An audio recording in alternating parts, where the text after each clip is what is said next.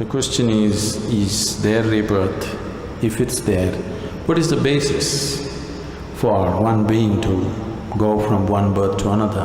What is it that carries a person from one to another?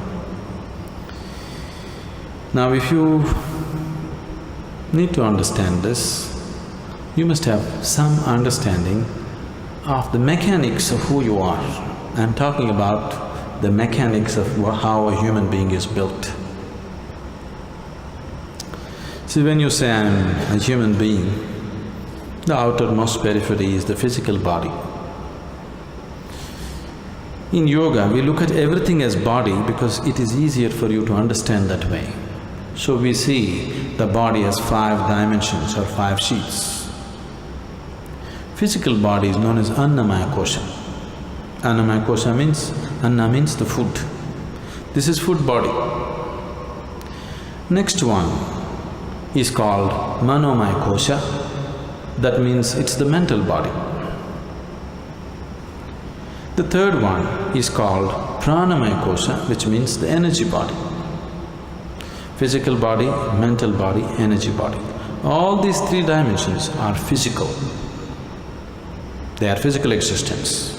Physical body is very gross, mental body is subtler, energy body is even subtler, but all these 3 are physical.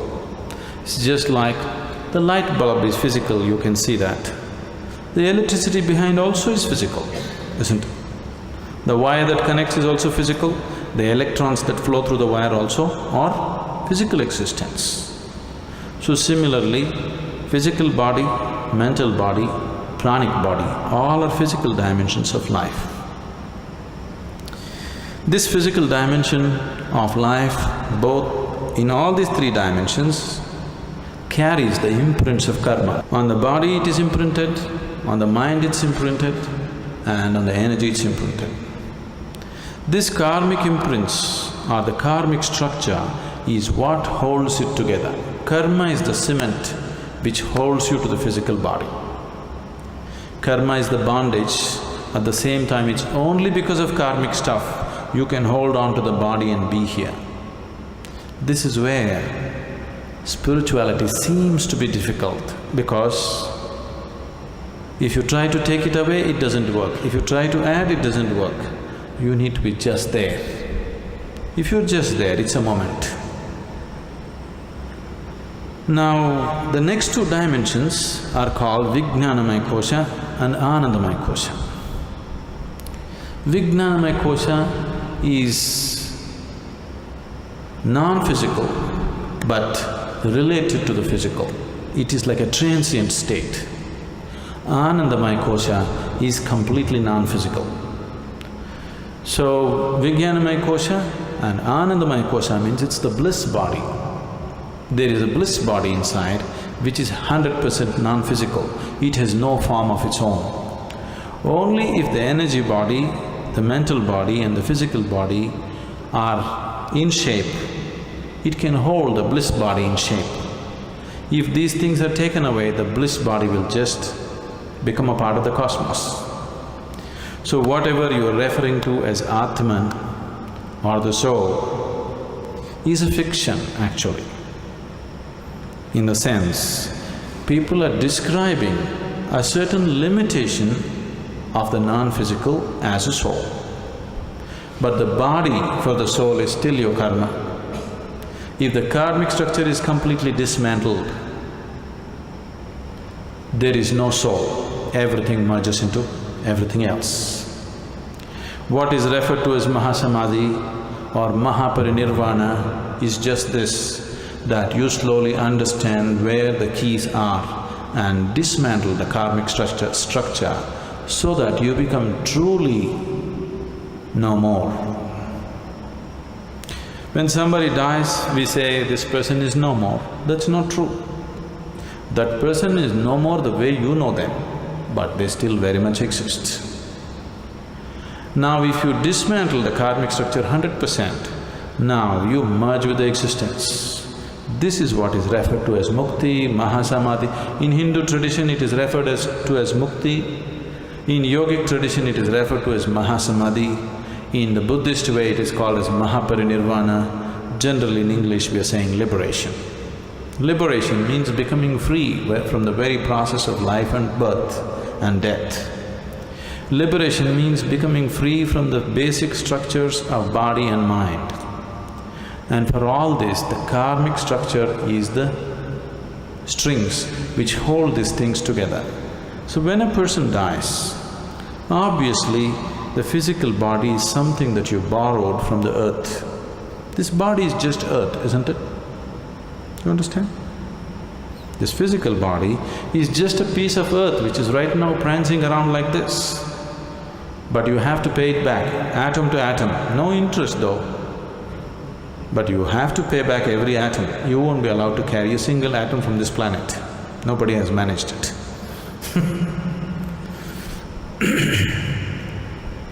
Physical body will fall apart. The mental body and the pranic body, depending upon the strength of your karma, goes on. If the karmic structure is very intense, unfinished, then it has to finish it. If the karma has become weak because it has run its course, then it very easily finds another body. If it has to find another body, the intensity of the structure should come down, it should become passive. If it is very intense, it cannot find, it has to hang. So this is what you're referring to as ghosts. Somebody is dead, his karmic structure is still intense because it's not over. Now he needs much more time to find another body, he still exists. And the more intense his karmic structure is, the more visible he becomes or more experientially available to people. There are innumerable such beings all around you, whether you know it or you don't know it. But most of them you won't feel because their karma is dissipated. They're just waiting for more dissipation before they find another body. But if their karma is very intense, this is why they told you in the tradition, if somebody dies unnaturally, either by accident or suicide or some other way, they will become ghosts. It is not so, everybody becomes. It is just that they are more experienceable. They are more available to your experience because they have more intense karmic structures. So you people may experience them little more than other beings who die of old age. If one completely completes his allotted karma for that life, he will die just like that, without disease, without accident, without any injury. When one dies simply like that, that person may find another body within hours. This is why in this tradition always they said, if one completes his life and dies peacefully, it's the best way to die because he need not hang around. Immediately it goes on. Now when you walk the spiritual path, the ultimate goal for every spiritual seeker is, he wants to break this whole process. Or otherwise, to use an analogy, we can say, what you call as my soul right now is like a bubble. The outer periphery of the bubble is your karmic structure. Inside, there is air. Suppose you blow the bubble, you burst the bubble, where is the air? Where is your air? There is no such thing as your air, it's become part of everything. So what you call as soul is fictitious because there is no such thing as your soul and my soul and somebody else's soul. Right now, this unboundedness is contained in the limited karmic structure. So it makes you believe as if this is a separate entity. If you take away the keys which hold the karmic structure, then it just collapses. So, this afterlife, next birth, don't believe all this nonsense. But right now if you sit here and just close your eyes, you can clearly see more than this body you are, isn't it?